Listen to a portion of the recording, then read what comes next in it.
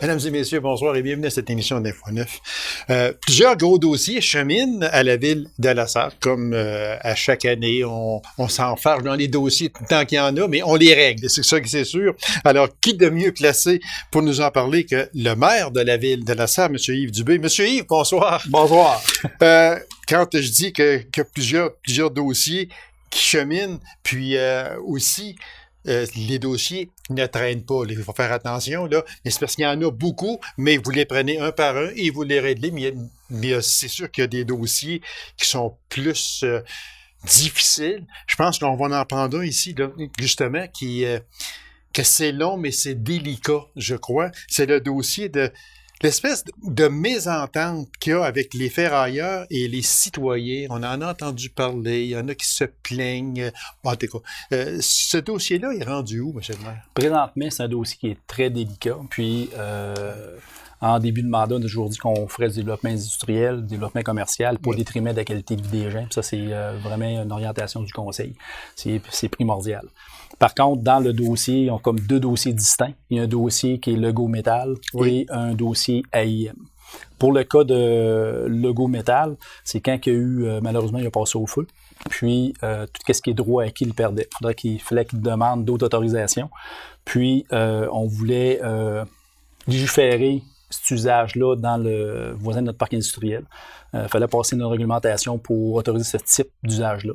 Les citoyens ont fait part de leur intention de demander un référendum qui était contre ça. Puis on a écouté la population, puis on a retiré notre projet de zonage. Okay. Puis on a consulté avec les citoyens, les entreprises individuelles. Puis, jusqu'à date, ça va très bien. C'est sûr qu'il y a des gens qui aimeraient que ça y aille plus vite que ça.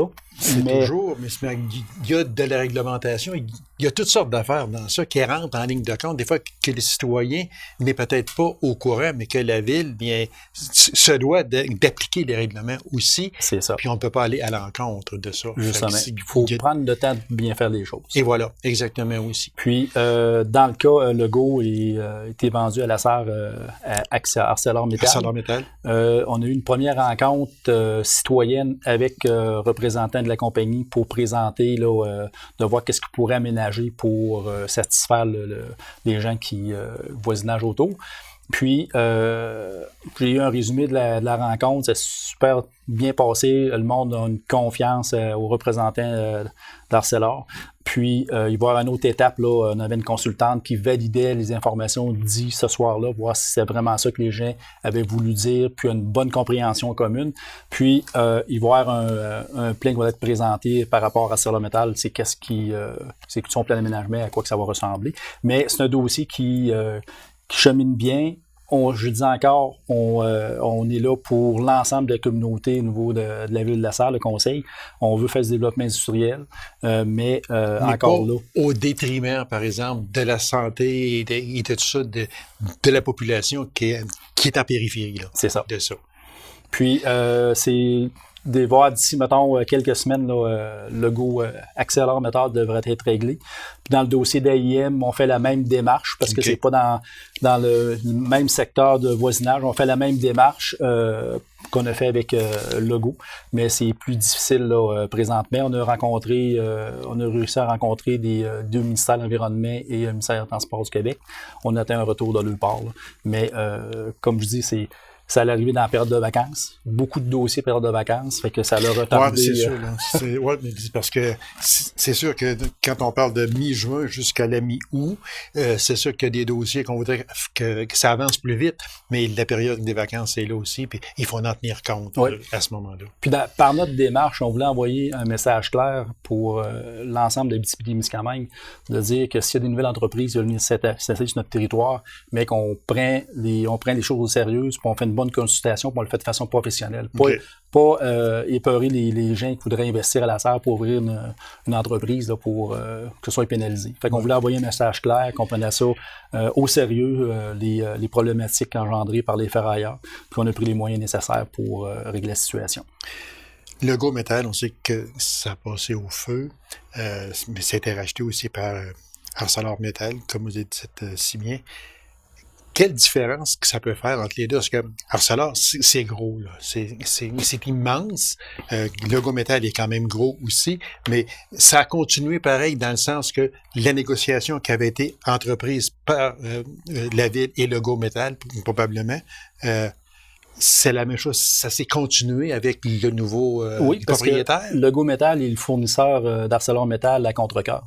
OK. Parce qu'ArcelorMittal passe présentement 8000 tonnes d'acier annuellement dans son usine à Contrecœur. OK. Fait que déjà, c'était un fournisseur Il y avait le Logométal que son métal s'en allait là, autrement dit, là, c'est ça. Fait que ça veut dire que c'était une continuité à ce moment-là. Fait que pour la ville, pour les citoyens en périphérie, il n'y aura pas de changement selon les négociations en cours.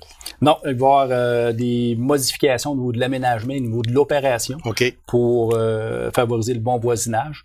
Mais c'est là qu'on se retrouve dans une problématique avec l'étalage urbain.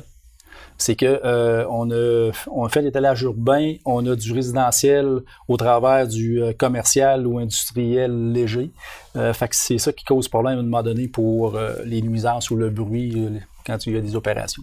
Okay.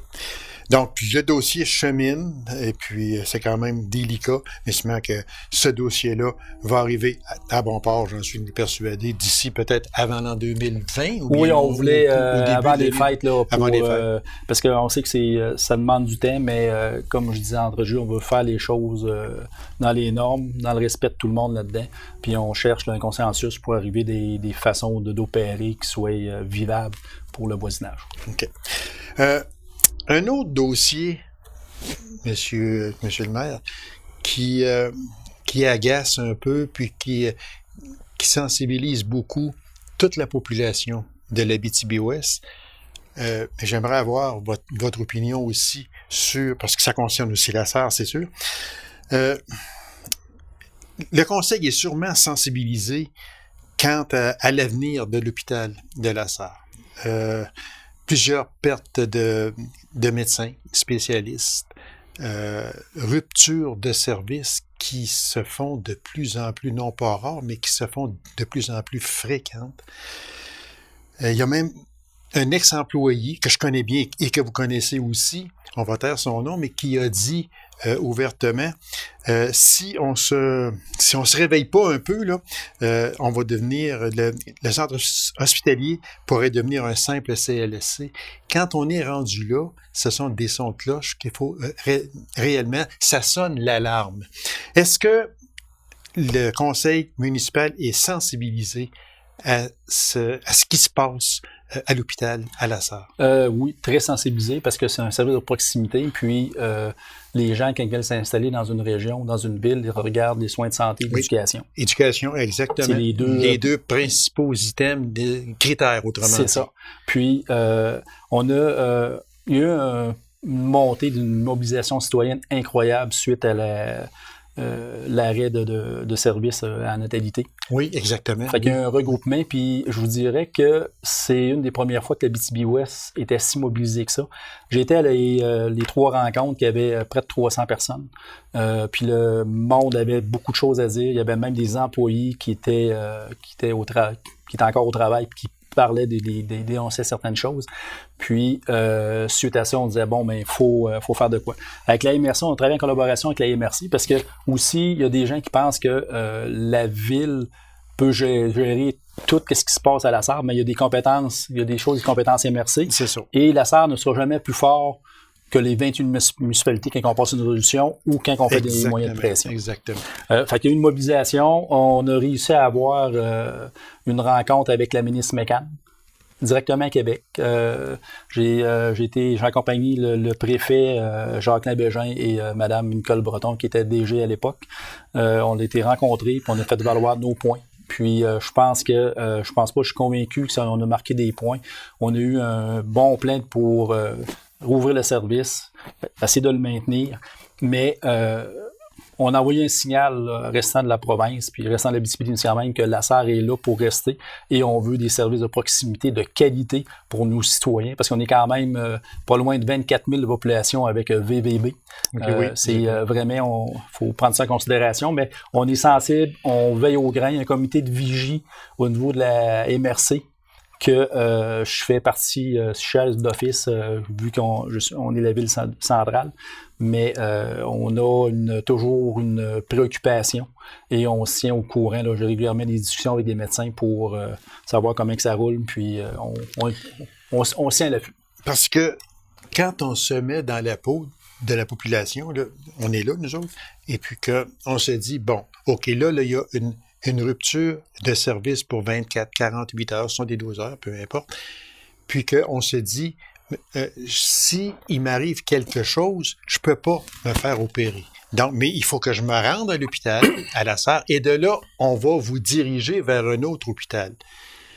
C'est inquiétant. C'est préoccupant, mais si on regarde, j'ai rencontré 2 fois la ministre McCann, elle est venue à la SAR dernièrement. Oui, exactement. Oui. Puis on a pu échanger là-dessus, mais présentement, avec tout le mouvement de centralisation qui s'est passé au Québec, c'est beaucoup de régions ressources qui sont en bris de rupture de services. Puis elle essaie de colmater les brèches.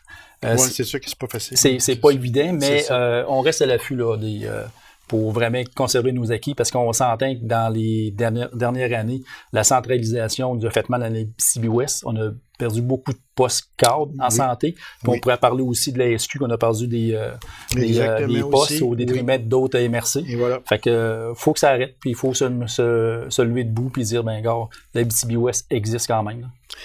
Parce que moi, je me souviens très bien, il n'y a pas si longtemps, et je ne veux pas jeter la bière à personne, là. C'est sûr que tout le monde qui travaille dans le domaine de la santé fait son gros possible, puis je les admire aussi beaucoup, beaucoup, puis on en est conscient. Sauf que quand on se reporte à peut-être une décennie passée, il y avait des médecins là, à la SAR, ils en rentraient là, souvent, mais il n'y avait presque pas de départ. Puis là, ben, c'est le contraire, ils en rentrent presque plus. Puis il y a des départs, d'où la pénurie qui arrive et les ruptures de services, mais ça en est la cause, c'est certain. Fait que c'est sûr que c'était à nous autres à se lever, comme on dit, et puis à faire face. Puis quand l'Abitibi-Ouest et l'Abitibi-Témiscamingue en général se lèvent, bien, on est entendu. Oui, c'est habituellement. Vrai. Puis bravo à tous ceux qui se lèvent debout, comme on dit, puis qui vont au front. Bravo à ces personnes-là. Donc, ce dossier-là, c'est sûr qu'il est très important. Je suis certain que, comme vous dites si bien, les municipalités le surveillent et la MRC aussi, porte-parole de 28 municipalités. 21 municipalités. Merci. Et puis, et je reçois M. Bégin aussi régulièrement. Puis, ces personnes-là sont très sensibilisées à cette cause-là. Autre sujet, monsieur le maire. Le nouvel hôtel de ville, bien accueilli. Oui, les commentaires sur les médias sociaux, c'est wow. On a eu une porte ouverte le 24 septembre passé. Il y a plus de 300 personnes, je crois, qui est venu durant la journée. Ça a commencé à 13h, puis le soir.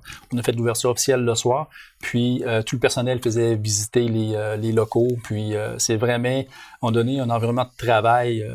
L'hôtel de ville datait depuis 1967. C'est ça, puis avec le rapatriement de loisirs, sport, culture au même endroit, on avait des employés qui étaient 2 puis 3 dans le même bureau, puis c'était peu adéquat. La salle du conseil, on entend mal, puis on voulait revamper. Puis c'est depuis 2016 qu'on en parlait, mais les coûts, c'était assez dispendieux. Mais au bout de la ligne, c'est que plus qu'on va entendre, les coûts de construction diminueront pas. Je penserais pas. Fait que c'est un projet de 2,3 millions. On a près de 500 000 en subvention. Puis on a fait un règlement d'emprunt. Mais la chose là-dedans, la plus fantastique, c'est que la direction générale a monté le projet avec l'ensemble du personnel au niveau de l'aménagement des bureaux. Okay. Fait que ça a été vraiment un travail d'équipe. Ça n'a pas été un travail imposé pour c'est ça ton bureau puis tu vas faire avec. Vraiment un travail d'équipe de A à Z puis avec la firme d'architectes pour avoir un maximum d'efficacité. Mm-hmm. Et on a des salles multifonctionnelles. La salle du conseil, elle sert une fois par mois pour la séance du conseil, mais on voulait que ça soit encore plus fonctionnel. C'est qu'elle se divise en 2 avec des panneaux sonorisés, avec des écrans indépendants pour tenir des rencontres ou des tables de travail. Fait que c'était fait en conséquence du modernisme. C'est ça. Autrement dit. Puis avec les nouvelles normes bâtiments, côté ventilation, éclairage et tout ce qui est éco-responsable. Parce que c'est sûr, quand ça date de 1977, quand même, c'est important de le dire. C'est un demi-siècle. Oui. Il faut quand même se rendre à l'évidence qu'il y a des choses qui sont passées date. Puis, Et quand on monte un bon et un beau dossier, c'est facile de le présenter à la population. Ouais. C'est quand on monte un dossier un peu tout croche, trop vite, Ouais. mais là, souvent, les gens vont dire, ben oui, mais là, il aurait pu faire ça comme ça, il aurait pu faire ça de même, il aurait pu économiser. On en entend des vertes et des pas mûres, comme on dit. Sauf que quand un dossier comme celui de la ville a été bien monté, structuré et tout, bien, c'est facile après ça de dire à la population, oui, ça a coûté X millions, mais par contre, venez voir comment c'est fonctionnel. C'est ça. Puis l'avantage, c'est que l'entrée principale, puis on sait que l'hôtel de ville, c'est l'entrée principale de la ville. Oui. Fait qu'on voulait se donner une belle image. Puis l'entrée principale va être sur la principale. Okay. On a un ascenseur, on a une rampe pour personnes à mobilité réduite. Fait que pour pouvoir aller à l'accueil, va être au deuxième plancher. OK. Puis les personnes vont dire ils ont des salles de rencontre. Fait que le directeur ou le personnel va partir du bureau en bas, va là en haut rencontrer dans une salle. Fait qu'il y a personne qui va circuler parmi les bureaux en bas. Ça va être, mettons, juste confiné en haut. Fait que là, la ville, on rentrait par le côté anciennement. C'est ça va être les employés. OK, ça, c'est les employés. Ouais. Maintenant, tout le monde va rentrer par la grande porte, comme on dit, là, où on rentrait pour aller voir des expositions, etc. C'est là que maintenant, on va rentrer pour aller au théâtre Liliane Perrault aussi, je présume. C'est ça, puis accès aussi à la salle du conseil. Accès à la salle du conseil. Bon, bien, bravo à tous ceux qui ont travaillé de près ou de loin à cette réalisation. Puis, ce n'est pas un luxe, j'en suis persuadé. C'était dû, comme on dit. Alors, bravo à vous. Puis, merci beaucoup. Au conseil de ville qui a dit, mais là, c'est assez, on se modernise et avec raison. Vous me parliez, avant d'entrer en onde, du fameux ZIS. Oui, zone d'intervention spéciale. Qu'est-ce que c'est ça? Ça, c'est suite aux inondations du printemps dernier. OK. En plein mois de juillet, le ministère a déposé un décret pour les zones inondables. Quand on parle de zones inondables, ça fait partie du schéma d'aménagement de la MRC et c'est de compétence MRC. Fait qu'il y a des zones qui sont identifiées inondables. Okay. Mais quand le ministère a déposé le décret, ils sont référés les années 2017 et 2019. Puis après, dans le décret, il y a des 0-20 ans, faible courant, grand courant, puis 0-100 ans. OK. Parce que c'était... on avait jusqu'au 19 août pour demander au ministère de nous retirer dans certaines zones inondables. Ville, comme citoyen, les demandes peuvent être faites individuelles. Mais c'est que là, il y a un paquet de désinformation qui est arrivé sur le terrain. Puis, on a encore, je vous dis qu'on a eu un été chargé. On a fait une rencontre de citoyens qui étaient impactés dans le secteur pour dire, venez, on va vous donner une séance d'information. On s'est associé avec la MRC pour expliquer vraiment ça partait de où le schéma d'aménagement et les conséquences des zones inondables, interventions spécifiques. OK. Fait que autrement dit, mais ça va donner quoi de plus, là? Dans le sens que un lac, un contour de lac n'est plus zone inondable. À ce moment-là, non. Il l'était peut-être, puis là, il ne l'est plus ou quoi? Ça va arriver que dans zone d'intervention spécifique, que si c'est la référence 2017-2019, dans le décret, exemple, tu n'as pas le droit de rebâtir. OK. S'il arrive de quoi, tu débâtis, parce qu'il y a un paquet de Saint-Jean-sur-le-Lac, ils ont mis appel dedans. Puis dans 0, 20 ans, puis 20 ans, 100 ans, dans le décret, il y a des spécifications que tu peux pas faire. Mettons, tu peux rénover, mais tu peux pas ajouter de remise ou ces choses-là. Okay. Fait que c'est dans le décret. Fait que là, nous autres, on a fait valoir qu'on voulait retirer certaines zones. En passant du parquet, ils ont eu ça a passé dans le journal là, du parquet, ils ont fait dire qu'il y avait certaines zones qui étaient exclues des zones inondables. Ah, okay. Fait que ça, c'est correct. Mais la MRC a fait une démarche aussi pour demander l'Abitibi-Ouest au complexe soit pas dans la ZIS. Et nous autres, la Ville de la Sarre, on a fait des demandes aussi pour notre ville. Puis, on a passé une résolution pour appuyer la MRC. Puis, on atteint là, les et ça, c'était toutes les municipalités, disons, on parle d'Abitibi-Ouest, pouvaient faire une demande à ce moment-là de dire, regarde, moi, je suis dans la zone inondable, mais pour telle et telle raison, je voudrais ne pas être dans la zone inondable avec un bon dossier et des bonnes raisons, ça pouvait se faire. C'est ça. Puis c'est le ministère qui analysait le dossier pour dire oui, on vous maintient là ou OK, oui, d'accord, on vous... Parce que le gouvernement a fait dans l'ensemble, au Québec, on met ça zone inondable. Une cartographie. Et voilà, exactement. Puis, si les villes s'objectent, ben là, ils vont pouvoir le faire, puis on pourra corriger à ce moment-là. Et on est rendu là. Ouais. Fait qu'il y a des villes qui n'ont pas voulu être zone inondable, puis ils ont déposé un rapport et actuellement, un peu tout le monde attend le résultat. C'est ça. Monsieur Dubé, merci infiniment. Très intéressant. Puis, on va suivre ces dossiers-là, j'en suis persuadé, puis on va sûrement se revoir très bientôt. Toujours un plaisir. Merci. Merci beaucoup, monsieur. Merci beaucoup. Alors, courte pause et on vous revient immédiatement après. Restez avec nous.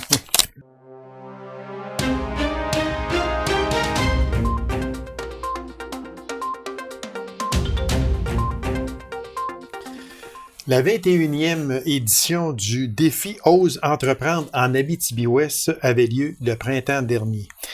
On a eu un coup de cœur pour une entreprise de Dupuis. J'en discute avec Mme Karine Rasco, agente de développement à la SADC d'Abitibi-Ouest. Mme Rasco, bonsoir. Bonsoir.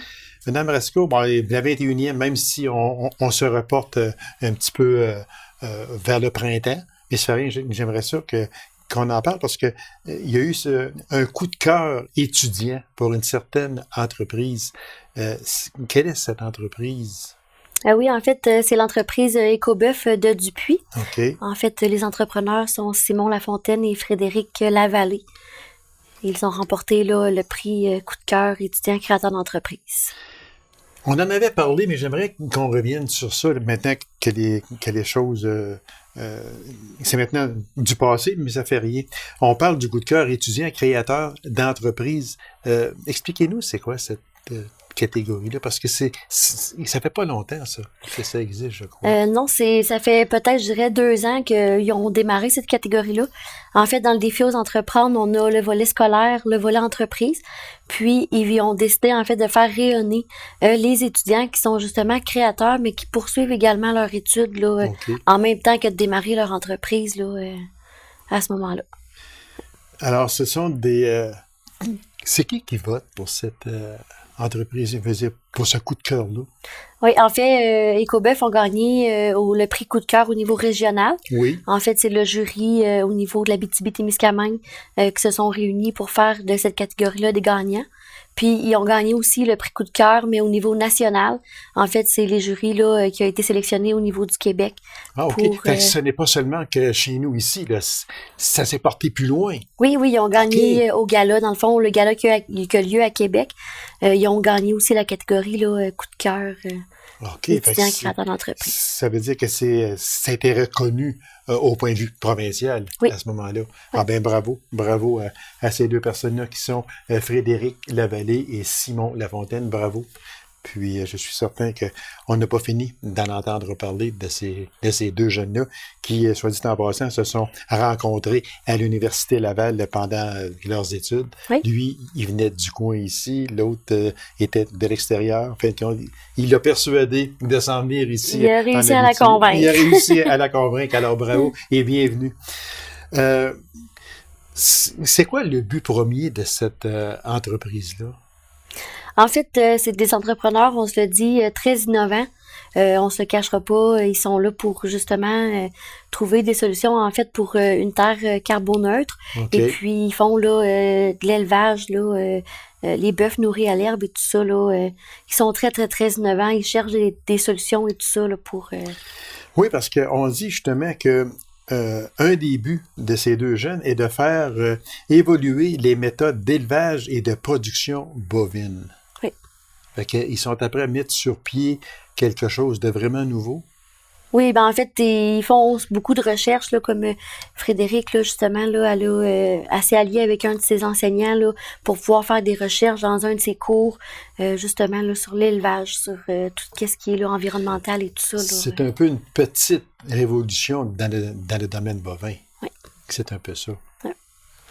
Alors, bravo à ces deux personnes-là. Puis, leur ferme se situe à Dupuis? Oui. C'est ça? OK. Fait que, bravo. Puis, ils vont nous surprendre, j'en suis persuadé. J'aimerais que l'on parle... D'abord, il va y avoir une 22e édition, j'en suis persuadé. Oui. Fait que, quand ça va être au printemps 2020... Oui. assurément. Fait qu'on va vous réinviter à ce moment-là pour venir nous présenter les catégories, puis et tout et tout. En terminant, j'aimerais que l'on parle de la semaine des entrepreneurs à l'école. Quelle est cette semaine-là et quand? Oui, en fait, comme vous disiez, on a effectivement une autre édition du défi aux entreprendre. Le lancement aura lieu là, probablement aux alentours de décembre, comme à chaque année. OK. Mais pour le moment, on est dans la semaine des entrepreneurs à l'école. En fait, c'est des entrepreneurs qui donnent de leur temps bénévolement pour faire des conférences dans nos classes de jeunes de niveau secondaire, autant collégial. Là, c'est vraiment à leur guise. Les enseignants s'inscrivent pour participer également. Puis on fait des jumelages à ce moment-là, entrepreneurs et professeurs, pour que justement ils puissent parler de leur valeur entrepreneuriale. C'est quoi l'entrepreneuriat? Les avantages de pouvoir être entrepreneur et tout ça.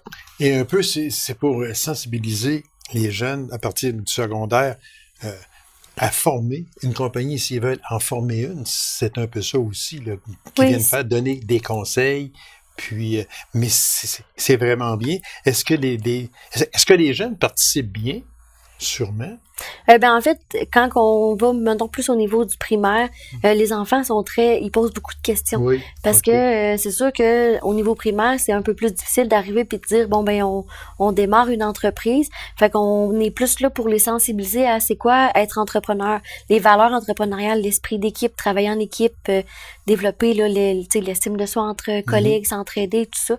Fait qu'ils sont vraiment intéressés, là. Puis au niveau secondaire, on mise plus pour la visite en entreprise. Ah, okay. Fait que ça leur permet en même temps de vivre. Primaire, c'est à l'école directement, c'est ça? Ben, on peut faire les deux, mais comme ils sont très jeunes, c'est moins. Mais quand on parle du niveau secondaire, là, on sort puis on va voir dans les entreprises pour leur donner un avant-goût. Qu'est-ce que c'est exactement? Parce qu'il y a plusieurs, je suis persuadé que peu importe l'entreprise, il y en a beaucoup qui n'ont jamais été à l'intérieur d'une entreprise pour aller voir comment ça fonctionne. On passe en avant, on la regarde, oh, c'est gros, c'est beau, mais là, c'est de rentrer à l'intérieur. Puis là, je suis persuadé que les questions fusent de tout côté. Ah oui, ben puis ça permet aussi d'aider aussi les enfants à savoir un peu où s'orienter dans la vie. Oui. Tu sais, il y en a qui savent pas du tout ce qu'ils veulent faire plus tard. Fait qu'en allant en entreprise, ça leur permet vraiment de voir. Ça donne un petit son de cloche à ce moment-là. Et cette semaine-là, elle est quand? En fait, ils appellent ça la semaine des entrepreneurs à l'école, mais ça dure 2 semaines. Okay. C'est du 11 au 22 novembre. Okay. Les inscriptions sont maintenant.